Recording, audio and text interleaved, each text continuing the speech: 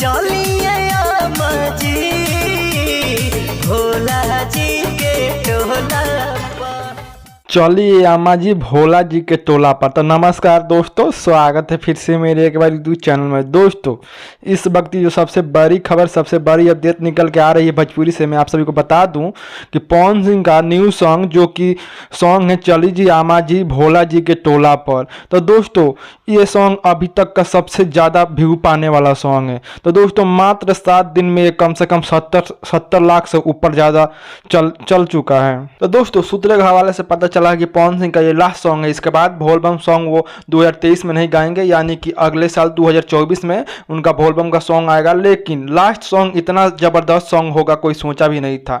तो दोस्तों पवन सिंह का सॉन्ग इतना ज़्यादा ये लोग पसंद कर रहे हैं कि यहाँ पे सब जितना भी आज तक का बोलबम का सॉन्ग है सारा रिकॉर्ड टूट चुका है। खेसारी लाल यादव का भी सॉन्ग का रिकॉर्ड टूट चुका है। खेसारी लाल यादव अभी तक बोलबम में 15 से 16 गाना गा चुके हैं, वहीं पवन सिंह 6 से 7 सॉन्ग है। लेकिन जो भी पवन सिंह का सॉन्ग है वो काफ़ी ज़्यादा हिट किया है और काफ़ी ज़्यादा उसका व्यू भागा है। तो दोस्तों आपको क्या लगता है, पवन सिंह का गाना अच्छा आ रहा है बोलबम की खेसारी लाल यादव का? आप कमेंट करके अपना राय कमेंट बॉक्स में जरूर रखें।